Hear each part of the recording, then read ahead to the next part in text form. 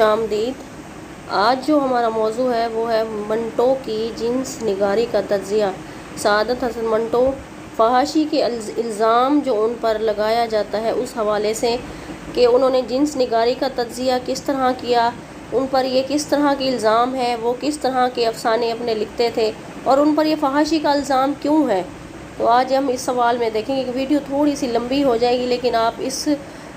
موضوع کو ضرور سمجھ کے ہی جائیے گا۔ تو ہم شروع کرتے ہیں۔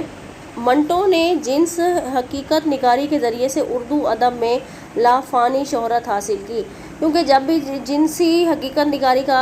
جو ہے خیال آتا ہے تو سب سے پہلے اردو کے نامور جو ہے افسانہ نگار منٹو، سعادت حسن منٹو کا نام آتا ہے کہ انہوں نے فحاشی کے الزام کے حوالے، ان پر فحاشی کا الزام ہے کہ وہ عورت پر، طوائف کے موضوع پر کھل کر بات کرتے تھے۔ معاشرہ ایک عورت پر کیوں تنقید کرتا ہے، کیا وجوہات ہوتی ہیں یا کچھ بھی، انہوں نے اس حوالے سے کھل کر بات کی اور اپنے افسانے جو ہے ان پر خاص ان کا موضوع تھا طوائف مطلب عورت، مگر اس کے ساتھ ساتھ اسے اس حوالے سے لوگوں کی کڑی تنقید کا اور مقدمات کا بھی سامنا کرنا پڑا، کیونکہ وہ افسانوں میں کھل کر بولتے تھے، کھل کر اپنے جو ہے خیالات کا اظہار کرتے تھے اور ان کے کئی افسانوں پر مقدمے بھی چلائے گئے، مقدموں کا سامنا کرتے رہے وہ۔ یہاں پر ہم یہ سوچنے پر مجبور ہو جاتے ہیں کہ ان کی جنس نگاری کا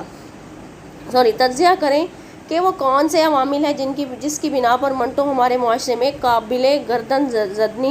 گردانا گیا اور ان پر جو ہے فحش نگاری کا الزام لگایا گیا۔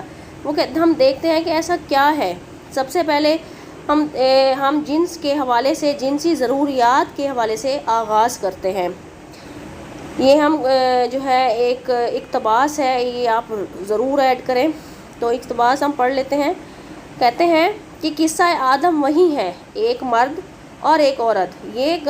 گردان جو ہے ازل سے جاری ہے، ٹھیک ہے، اور اب تک جاری رہے گی۔ مرد اور عورت کا جو ہے قصہ، یا مرد اور عورت ایک دوسرے کی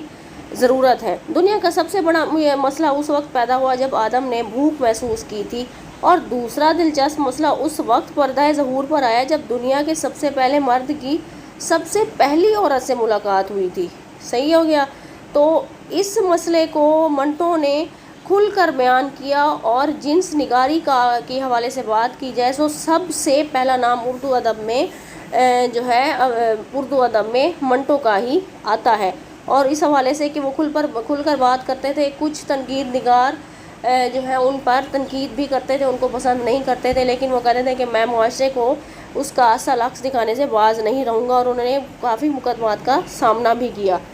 منٹو نے اس بنیادی ضروریات کو جو ہے نمایاں کیا، اس بھوک کے باعث پیدا ہونے والے مسائل کو اپنا موضوع بنایا۔ اس نے انسان کے جبلی رویے اور ضرورتوں کو بنیاد بنا کر افسانے تخلیق کیے، ٹھیک ہے، افسانوں میں اپنے سارے خیالات کا اظہار کیا۔ یہ بھوک جو کہ پردے میں مٹائی جاتی ہے، اس لیے سوسائٹی نے اس عمل پر ایک دبیز چادر ڈال کر، دبیز مطلب بھاری سی چادر ڈال کر اس کی اہمیت سے آنکھیں بند کرنے کی کوشش کی کہ اس پر بات کرنا یا اس پر اپنے خیالات کا اظہار کرنا، اس پر جو ہے شرم محسوس کی جاتی تھی کہ کھل کر بات نہیں کی جا سکتی تھی۔ اس خود فریبی نے ہمارے سوسائٹی کو اندر سے کھوکھلا کر دیا۔ ہماری نئی جنریشن اس حوالے سے نفسیاتی مسائل کا شکار ہو گئی۔ منٹو نے ان نفسیاتی گتھیوں کو سلجھانے کی کوشش کی، اس لیے ہمارے سوسائٹی میں وہ گردن زدنی قرار دے دیا گیا۔ بقول ڈاکٹر A.B. اشرف، منٹو کی کہانیوں کا ایک بڑا موضوع جنس ہے، ٹھیک ہے، لیکن یہ اس کی جنس زدگی کا کرشمہ نہیں، بلکہ یہ دراصل معاشرے کا حساس پہلو ہے۔ معاشرے کا سب سے حساس پہلو مطلب دکھتی ہوئی رگ پر انہوں نے ہاتھ رکھ دیا، جس کے بارے میں لکھنا ضروری تھا کہ ہمارے معاشرے میں جو گھٹن، ناروا پابندیاں، جبر اور استحصال کا نظام قائم ہے، اس میں جنسی گمراہی کا پیدا ہو جانا کوئی تعجب کی بات نہیں ہے۔ منٹو نے اس پر بہت سی کہانیاں لکھی۔ منٹو کی کہانیاں اب آپ یہ بھی غور سے دیکھ لیں کہ ان کے افسانے یا کہانیاں دیکھیں۔ ٹھنڈا گوشت، اس جو ہے افسانے پر مقدمہ چلایا گیا۔ بو پھاہا، دودا پہلوان، کالی شلوار، اس پر بھی جو ہے منٹو کے خلاف مقدمہ چلایا گیا۔ کافی سارے ہیں افسانے جن پر ان کے خلاف مقدمے چلائے گئے، اور انہوں نے بے شمار جو ہے افسانے لکھے۔ اس قسم کی کہانیوں میں جن سے ہمارے معاشرے کا یہ پہلو بے نقاب ہوا ہے، منٹو کو ہماری بہت سی الجھنوں، نفسیاتی بیماریوں اور جنسی گمراہیوں کا جو ہے جواز مرجع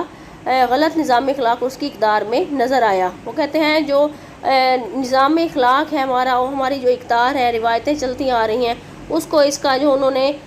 جو ہے الزام ٹھہرایا، وہ ایک ایسے معاشرے کی تمنا کرتا ہے جس میں ناروا پابندیاں، خوف، تعزیر، تذلیل اور گھٹن کا پہرا نہ ہو، بلکہ جس میں انسان اپنی خواہشات کی تکمیل آسانی سے کر سکے۔ اچھا، اب یہ دیکھیں، اب آپ یہاں سے دیکھیں، ان لائنوں کو آپ چھوڑ دیں، کافی سارا لمبا سوال ہے۔ منٹو جنس کو محض جسمانی لذت کا نہیں، وجود کی تکمیل اور ترفع کا ذریعہ سمجھتا ہے، کہ جنسی جو ایک عمل ہے وہ صرف لذت کا ذریعہ نہیں ہوتا، ایک وجود کی تکمیل ہے، کیونکہ ایک مرد اور عورت کے ملاپ سے ہی جو ہے ایک نئی انسانی شکل پیدا ہوتی ہے، ایک نیا انسان پیدا ہوتا ہے۔ تو وہ کہتے ہیں صرف اس کو لذت نہیں سمجھنا چاہیے، وجود کی تکمیل ہوتی ہے اور ترفع کا عمل سمجھا جاتا ہے۔ صحیح ہے۔ دھواں، بلاؤز، پھاہا، ٹھنڈا گوشت، سرکنڈوں کے پیچھے منٹو کے نہایت معروف لیکن بدنام افسانوں میں شمار ہوتے ہیں۔ بہت کھل کر بات کرتے تھے وہ، ٹھیک ہو گیا۔ اس میں جو کردار تھے، کردار آپس میں کیا باتیں کرتے تھے، اس میں منٹو کھل کر جو ہے حقیقت بیان کرتے تھے، ٹھیک ہو گیا۔ ان تمام افسانوں میں جنسی نفسیات اور بے راہ روی، انسانی فطرت اور اس کا طلوع زندگی کے پیچیدہ تجربات نظر آتے ہیں، اگرچہ ان افسانوں میں سنسنی خیزی بھی ہے اور کھل کھیلنے کا انداز بھی۔ آگے ہم دیکھتے ہیں کہ منٹو جنس کے متعلق جو ہے جن مسائل کو بیان کرتے ہیں، وہ جنسی عمل کی مختلف جزیات اور مدارج کا ذکر اس کے لیے ضروری ہوتا ہے۔ مثلاً اگر وہ ایک طوائف کی زندگی کو پینٹ کرتا ہے، پینٹ مطلب طوائف کو موضوع بناتے ہیں، تو اس کی روزانہ کی زندگی کیسی ہے، اس کے گاہک کیسے ہوتے ہیں جو اس کے پاس آتے ہیں، وہاں پر ماحول کیسا ہوتا ہے، اس کی نفسیات کو پوری طرح اجاگر کرنے کے لیے جنسی عمل کے بعض مظاہر بھی ان افسانوں میں لانے پڑتے ہیں۔ مطلب جنسی عمل کا جو عمل ہے، اس کے ایک طوائف ہے، اس کی روزانہ کی زندگی کیا ہے، اس کی سوچ کیا ہے، وہ کیا سوچ رکھتی ہے، وہ کن حالات میں دلائی گئی، اور اس کی نفسیات کیا ہے، اور جنسی عمل کے جو بعض مظاہر ہیں، مطلب جیسے ایک سین کریٹ کرنا، انہوں نے ایک سین بھی کریٹ کیا، مطلب بہت زیادہ کھل کر بے لوگ طریقے سے بات کی، ان کو بھی افسانوں میں لائے۔ منٹو نے ان کی تصویر کشی پوری جزیات کے ساتھ کی ہے، بالکل مطلب سامنے نقشہ کھینچ کر رکھ دیا ہے کہ کیا ہے اور کیسا ہوتا رہتا ہے ایسے طوائف کی زندگی میں۔ اس کی وجہ سے افسانوں میں بعض جگہ تلذذ کا پہلو بھی قاری نکال لیتا ہے کہ وہ سوچ میں پڑ جاتا ہے۔ مگر منٹو کی شخصیت اور اس کے معمولات زندگی کا مطالعہ کرنے پر ہم اس نتیجے پر پہنچتے ہیں کہ منٹو جنس کو کسی سنسنی خیزی اور لذت پرستی کے نقطہ نظر سے موضوع نہیں بناتا، بلکہ وہ انسانی زندگی کے اس اہم بات کو ہمارے سامنے رکھتا ہے اور بلند آواز میں کہتا ہے کہ اگر تم اپنی آنکھیں بند کر لو یا سوسائٹی پر منافقت کی چادر ڈال لو تو اس سے کوئی فرق نہیں پڑتا۔ وہ کہتے ہیں کہ اگر تم اس بات سے آنکھیں بند کر لیتی ہو یا معاشرے پر منافقت کی چادر ڈال لیتے ہو یا قبول نہیں کرتے، تو ایسا نہیں ہے، یہ ایک اٹل حقیقت ہے، اور اس کی یہ حیثیت کوئی اخلاقی اور روحانی نظام نہیں چھین سکتا۔ اس کے بعد آپ اس کوٹیشن کو رہنے دیں، کافی ساری کوٹیشنز ہم آگے دیکھیں گے۔ اچھا، یہاں سے دیکھتے ہیں، عام طور پر فحاشی کا الزام لگایا جاتا ہے، منٹو پر فحاشی کا الزام لگایا جاتا ہے کہ بس بہت فحش جو ہے وہ گفتگو کرتے ہیں، مگر ان کے ہاں جنس محض لذت اور عیاشی کا ذریعہ نہیں ہے، کائنات کے تحرک اور بقا کا سوال ہے، کہ اگر جنسی لذت ہوگی، جنسی ملاپ ہوگا تو کائنات کی بقا اسی میں ہے، اور نسلوں کا بڑھنا بھی اسی کی وجہ سے ہے، ٹھیک ہے۔ اس جذبے کی موجودگی اصل میں انسانیت کی بقا کی دلیل ہے۔ منٹو کا نام آتے ہی لوگ کانوں پر انگلیاں رکھتے نظر آتے ہیں، ٹھیک ہے۔ اب بھی اگر ہم اپنے معاشرے میں دیکھیں کہ منٹو کا نام لیں تو لوگ واقعی کانوں پر انگلیاں رکھتے نظر آتے ہیں، اس کو بہت غلط سمجھتے ہیں، فحش جو ہے افسانہ نگار اس کو سمجھتے ہیں کہ اس کو بات کرنے کی تمیز نہیں ہے، ٹھیک ہے۔ لوگ اس کو گالیاں بھی دیتے ہیں اور کوستے بھی ہیں، لیکن اس کے ساتھ ساتھ اس کی کہانیاں مزے لے کر پڑھتے بھی ہیں۔ بات صرف اتنی ہے کہ جب ہم اپنی ہی خباستوں کو اپنی آنکھوں پر عیاں دیکھتے ہیں کہ معاشرے کا جو ہے غلیظ چہرہ ہم اپنی آنکھوں کے سامنے دیکھتے ہیں، تو بے ضمیروں کی طرح رد عمل کے طور پر منٹو کو برا بھلا کہنے لگتے ہیں۔ جس نے ہمیں بے نقاب کر کے رکھ دیا ہے وہ ہمارے نام نہاد و مہذب لباس کو نوچ کر اتار پھینکتا ہے۔ نام نہاد جو مہذب بنے پھرتے ہیں، جو مرد حضرات ہوتے ہیں، جو باعزت خود کو مشہور کرتے ہیں معاشرے میں، وہ بھی طوائف کے کوٹھے پر جاتے ہیں اور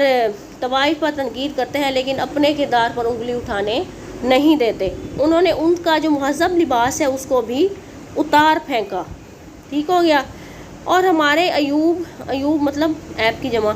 ہمارے ایوب برہنگی اور بدنما داغ ہمیں دکھاتا ہے، اور ہم منٹو پر فحاشی کا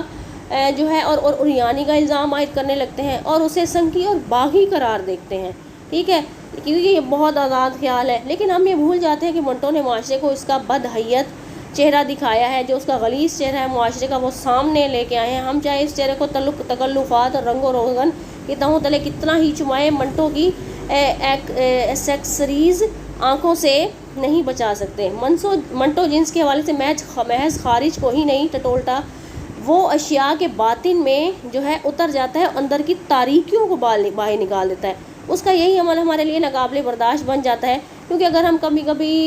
اگر آپ نے کبھی منٹو کے افسانے پڑھے ہیں یا نہیں پڑھے، اگر آپ پڑھیں گے تو اس میں ایسے کھل کر بات کرنا کہ ایک طوائف اپنے گاہک سے کیسے بات کر رہی ہے، اور طوائف کو لے کے آنے والی جو ان کی کیا اس کو کہتے ہیں وڈیری کہہ لے، جو جسم کا دھندا کرواتی ہے یا جو بھی، وہ کیسے خیالات کا اظہار کرتی ہے، وہ کیسے ان کے لیے رقم طے کرتی ہے، مطلب کھل کر بات کرنا کہ ہم کبھی پڑھتے پڑھتے اس میں شرم محسوس کریں گے کہ دیکھیں اتنا کھل کر بھی بات کی جاتی ہے۔ بہرحال معاشرے کی حقیقت تو یہی ہے جو ہو رہا ہے، لیکن وہ معیارات جو محض ایک مخصوص علامت یافتہ طبقے کے حقوق کی حفاظت کرتے ہیں۔ منٹو اس معیار کا مفکر ہے کہ وہ اس مصنوعی اور بے معنی معیار کو ماننے سے یکسر انکاری ہے، جس نے اکثریت کے حقوق پائمال کر رکھے ہیں۔ وہ اس استحصالی معیارات کے خلاف ایک انقلابی کی طرح صدا بلند کرتا ہے۔ بقول ڈاکٹر A.B. اشرف اقتباس ہم دیکھ لیتے ہیں، اور جب آپ کوٹیشن لکھیں تو یہ جو 2 کومے دیکھ رہے ہیں تو یہ 2 کومے آپ شروع میں ضرور لگائیں، اور اس کو دوسری لائن سے شروع کریں تاکہ جب ایگزامینر پیپر چیک کر رہا ہو تو اس کو پتہ چلے کہ ہاں بھائی یہ کوٹیشن ہے، اور وہ اس کو اچھا تاثر لے گا۔ منٹو ایک ایسا حقیقت نگار ہے جو گندگی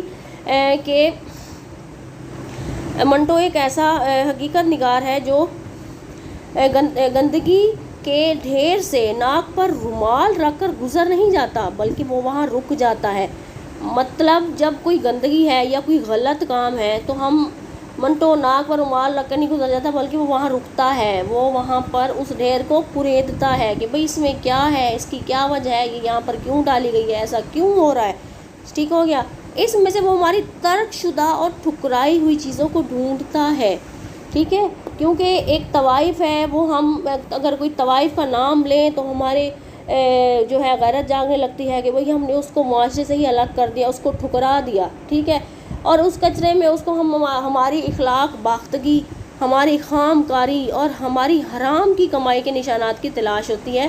ہم اس سے خوف زدہ ہو جاتے ہیں۔ مطلب یہ جو امیر عمرا لوگ ہوتے ہیں جو اکثر طوائفوں کے پاس جاتے ہیں، خود کو بہت عزت دار سمجھتے ہیں اور طوائف کو جو ہے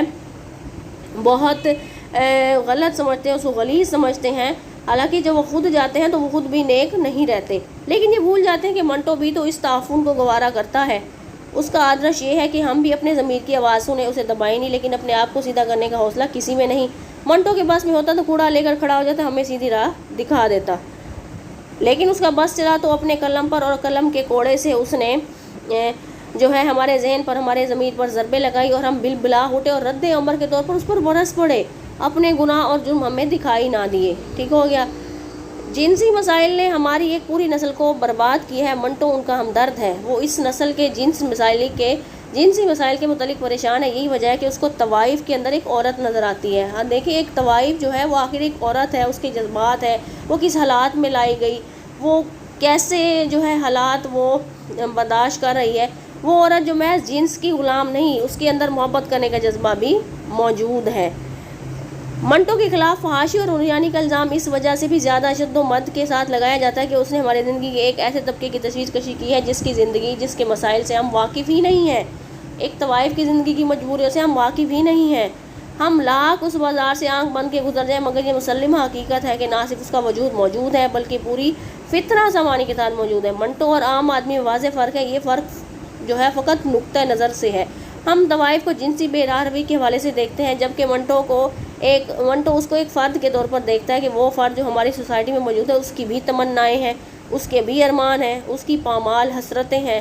جو اس کی حسرتوں کو ختم کر دیا گیا۔ منٹو جب طوائف کے ماحول کو ہمدردی کے ساتھ دیکھتا ہے تو سہائے، نذیر اور گوپی ناتھ جیسے کردار نکلتے ہیں۔ یہ منٹو کے افسانوں کے کردار ہیں۔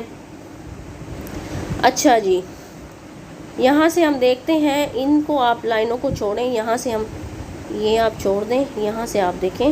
بقول منٹو، جو سمجھتے ہیں کہ نئے ادب نے جنسی مسائل پیدا کیے ہیں غلطی پر ہیں، لیکن حقیقت یہ ہے کہ جنسی مسائل نے نئے ادب کو پیدا کیا ہے، ان پر بات تو ہوگی ہی ہوگی۔ اعتراض کیا جاتا ہے کہ نئے لکھنے والوں نے عورت اور مرد کے جنسی تعلقات کو ہی اپنا موضوع بنا لیا ہے۔ میں سب کی طرف سے جواب نہیں دوں گا، اپنے متعلق اتنا کہوں گا کہ یہ موضوع جو ہے مجھے پسند ہے۔ اگر آپ میرے افسانوں کو برداشت نہیں کر سکتے تو اس کا مطلب یہ ہے یہ زمانہ ناقابل برداشت ہے۔ اب یہ ہم جو اقتباس پڑھ رہے ہیں، کوٹیشن پڑھ رہے ہیں، یہ منٹو کی ہے، آپ اس کو ضرور ایڈ کیجئے۔ اب وہ خود اپنے افسانوں پر بات کریں، وہ کہتے ہیں اگر آپ میرے افسانوں کو برداشت نہیں کر سکتے اس کا مطلب یہ ہے کہ زمانہ ناقابل برداشت ہے، کیونکہ میں تو اب یہ اپنے افسانوں میں وہی بیان کرتا ہوں جو حقیقت میں ہے، جو زمانے میں چل رہا ہے۔ مجھ میں جو برائیاں ہیں وہ اس عہد کی برائیاں ہیں، مطلب وہ کہتے ہیں مجھ میں برائیاں نہ نکالو، اس عہد کی جو برائیاں ہیں میں افسانے میں وہی بیان کر رہا ہوں، میں اپنی طرف سے من گھڑت کہانیاں بیان نہیں کر رہا۔ جس نقص کو آپ میرے نام سے منسوب کرتے ہیں دراصل موجودہ نظام کا نقص ہے۔ مطلب وہ کہتے ہیں جو نقص آپ مجھ میں تلاش کرتے ہیں، مجھے غلیظ کہتے ہیں، میں غلیظ نہیں ہوں، میں فحش نہیں ہوں لکھنے والا، لیکن جو ہے معاشرہ جو ہے وہ فحش ہے اور اس میں جو ہے نقص ہے۔ اچھا آپ ہاں اس کو آپ چھوڑ دیں، صحیح ہو گیا۔ یہ آگے دیکھتے ہیں،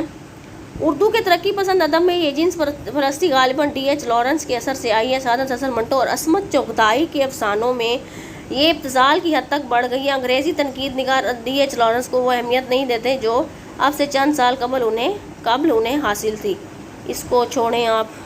ٹھیک ہو گیا، کافی ہے سوال بھی۔ ہاں آگے ہم دیکھتے ہیں، ان سب کو آپ چھوڑ دیں، یہاں ادھر آئیں۔ منٹو کے افسانوی سفر کے آغاز ہی میں لوگ اس کی کہانیوں کی طرف متوجہ ہوئے۔ قاری کو احساس ہوا، قاری کہتے ہیں پڑھنے والے کو جو پڑھ رہا ہوتا ہے، کہ میدان افسانہ نگاری میں ایک تازہ شہسوار آیا ہے، کہ اس ابتدائی دور کے افسانوں میں چونکہ سیاسی سطح پر بغاوت کا عمل تھا، مطلب سیاست کے بارے میں بات ہو رہی تھی، اس لیے ان کی مخالفت نہ ہوئی، اور اس عہد میں یہ موضوع خاص طور پر نمایاں ہو رہا تھا طوائف کا، ٹھیک ہو گیا۔ بقول سید وقار عظیم، دوسری منزل وہ تھی کہ جب منٹو نے افسانوں میں لوگوں کو چونکا دینے والی باتیں کہنا شروع کی، ان چونکا دینے والی باتوں نے پڑھنے والوں کے بعض حلقوں کو ان کی طرف متوجہ کیا اور انہیں زیادہ شہرت اور مقبولیت حاصل ہونے لگی۔ اتنا ہو گیا، ٹھیک ہو گیا۔ اس کے بعد جو ہے ہم دیکھتے ہیں کہ یہ دیکھیں، یہاں سے دیکھیں آپ، یہاں سے اسے سب سے زیادہ بدنام کرنے والی کہانیوں میں بو، دھواں، کالی شلوار، کھول دو، ٹھنڈا گوشت اسی دور شباب کی لکھی ہوئی کہانیاں ہیں۔ یہ جو سارے لکھے ہوئے ہیں ان سب پر منٹو کے خلاف مقدمے چلائے گئے اور ان مقدموں کا منٹو نے سامنا بھی کیا۔ دراصل جو لوگ منٹو اور اوریانی کو ایک ہی زنجیر کی دو کڑیاں سمجھتے ہیں انہیں منٹو کے ہر افسانے میں اوریانی دکھائی دیتی ہے۔ دوسرا پہلو یہ ہے کہ مزاج میں ہنگامہ پسندی اور نشتہ زنی کے جو غیر معمولی خصوصیات منٹو میں موجود تھیں، انہوں نے منٹو کو اس بات کی طرف مائل کیا کہ وہ اپنے فن کی دکان صرف ایسے موضوعات سے سجائے جس کے ذکر سے بعض لوگوں کے معتقد پر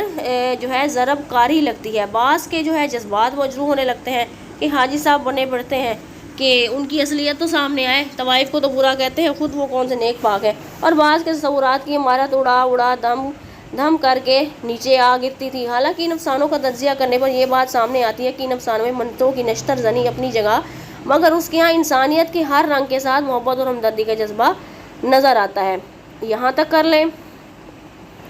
اس کے بعد ہے ہاں یہ ہمارے بعض ناقدین ایسے بھی ہیں، مطلب تنقید کرنے والے، جو زندگی کو ہر افسانہ نگار کے ہاں اسی آنکھ سے دیکھنے کے متمنی ہیں جو ان کے پاس موجود ہے، اسی بنیاد پر عمارت کی تعمیر چاہتے ہیں جو ان کے پاس موجود ہے۔ میرا خیال ہے کہ یہ ایک مریضانہ اور مفعول سوچ ہے، کیونکہ ایک نقاد کا فرض یہ ہے کہ وہ تخلیق کار کی تحریر کے بارے میں بتائے کہ وہ جس موضوع پر لکھی گئی ہے اور جس نظر حیات کی عکاس ہے وہ اس تحریر میں کہاں تک موجود ہے۔ کہتے ہیں ایک نقاد کا فرض ہے کہ ایک تخلیق کار ہے جو لکھنے والا ہے، اس کی تحقیق، اس کی جو تحریر ہے وہ کس موضوع پر لکھی گئی ہے، کیا بتانے کی کوشش کی گئی ہے، کیا نظری حیات ہے جو اس لوگوں پر واضح کرنے کی کوشش کی گئی ہے، اس تحریر میں کہاں تک موجود ہے۔ یہ ایک جو ہے تنقید نگار کا کام ہے، اس میں تخلیقیت کا عنصر کتنا آیا ہے، آیا یہ کوئی ادب پارہ قرار پا سکتی ہے یا اس معیار پر پورا نہیں اترتی۔ ہمارے یہاں اکثر سکہ بند جو ہے نکات درج والا خط میں مبتلا ہیں۔ دیکھ لیتے ہیں ہم کیا کہتے ہیں، لیکن کوٹیشن تو کافی ہے۔ انہوں نے کہا ہے منٹو نے حقیقت نگاری کے روش کے باوجود سپاٹ پن سے اپنا دامن بچائے رکھا۔ اس کی وجہ یہ غالباً یہ تھی کہ منٹو نے اپنے لیے ایک ایسا انتخاب منتخب کیا جو ایک عام قاری کے لیے بےحد دلچسپ تھا۔ ٹھیک ہو گیا۔ اس کے بعد ہم دیکھتے ہیں ہاں یہاں سے منٹو کے ہاں زندگی کا، یہاں سے غسل خانے کے روزن کو اس لیے بحیثیت مجموعی یہ کہنا ممکن ہے منٹو کے ہاں زندگی کا، یہاں سے یہ دیکھیں نا یعنی زندگی کا عرضی پہلو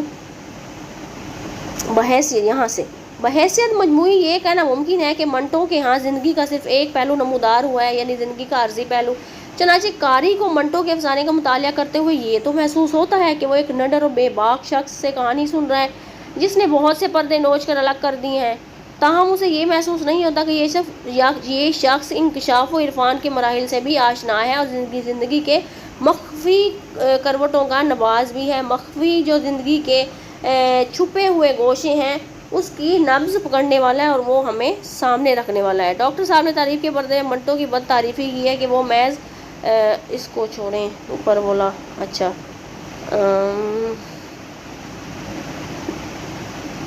ایک منٹ یہ دیکھیں، آپ یہاں سے دیکھیں، اس کو ہم نے کرنا چاہیے تھا، یہ دیکھیں ہم یہاں پر آتے ہیں،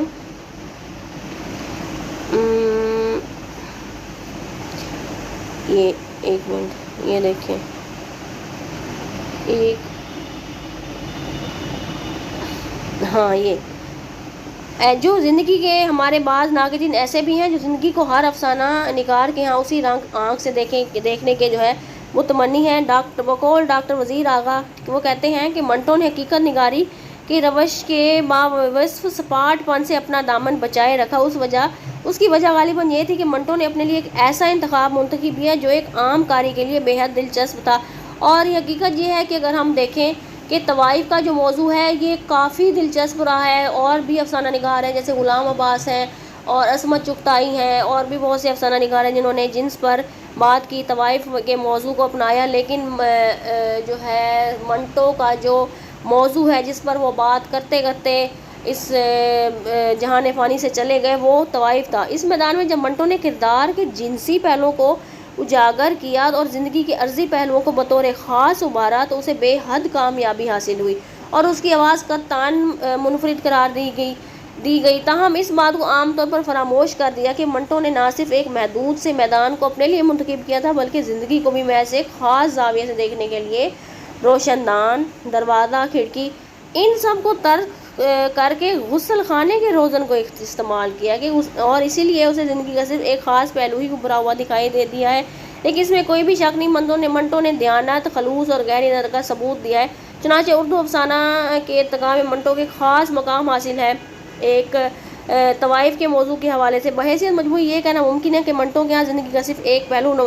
جو ہے نمودار ہوا ہے، یعنی زندگی کا عرضی پہلو۔ چنانچہ قاری کو منٹو کے افسانے کا مطالعہ کرتے ہوئے یہ تو محسوس ہوتا ہے کہ وہ ایک نڈر اور بے باک شخص سے کہانی سن رہا ہے، یہ بھی ہم نے پڑھا ہے۔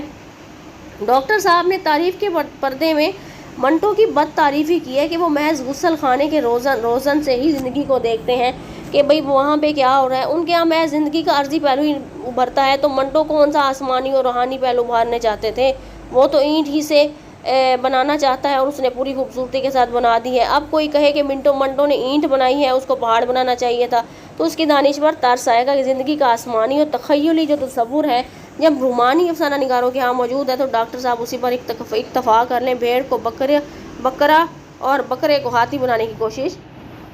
نہ کریں، کیونکہ منٹو نے وہی بات کی جو معاشرے میں ہے، اور معاشرے میں کیا ہو رہا ہے وہ ہم سننا نہیں چاہتے، اور خاص کر وہ لوگ سننا نہیں چاہتے جو ایسا کرتے ہیں، جو اس معاشرے میں برائیوں کی وجہ ہے۔ اور حاجی صاحب بنے پھرتے ہیں اور شریف نیک پاک بنے پھرتے ہیں۔ ڈاکٹر صاحب کا یہ اعتراض بھی محض اعتراض ہے کہ منٹو کے یہاں زندگی کے محدود جو ہے رنگ ہے۔ منٹو نے جب زندگی کو دیکھا تو اس کے مظاہر اس کے فن میں کم و بیش موجود ہیں۔ یہی وجہ ہے کہ منٹو کے ہاں ہمیں موضوعاتی سطح پر ایک تنوع ملتا ہے۔ بات صرف یہ ہے کہ ڈاکٹر وزیر آغا اور اس کے دوسرے حاشیہ برداروں کو نہ تو ترقی پسند تحریک ایک آنکھ پھاتی اور نہ ہی اس دور کے دوسرے حقیقت نگار، کیونکہ وہ ادب کو زندگی کے حقیقی مسائل کی طرف آتے ہوئے نہیں دیکھنا چاہتے، کیونکہ جو ادب ہے وہ زندگی کے حقیقی مسائل بھی جو ہے بیان کرتا ہے، صرف اخلاق کو ہی بیان نہیں کرتا، معاشرے کو بھی سامنے لے کر آنا ادب کا ہی کام ہے۔ امید کرتی ہوں آپ کو آج کا جو ہے سبق سمجھ آیا ہوگا۔ منٹو کے حوالے سے ہم نے جس بات پر بحث کی، ان کی جنس نگاری کے حوالے سے، طوائف کے حوالے سے، تو آپ کو ضرور سمجھ آئی ہوگی۔ مجھے کمنٹ میں ضرور بتائیے گا، ویڈیو کو لائک کر دیجئے، چینل کو سبسکرائب کر دیجئے تاکہ اگلا جو سبق ہے وہ آپ مجھ سے لے سکیں۔ اللہ حافظ۔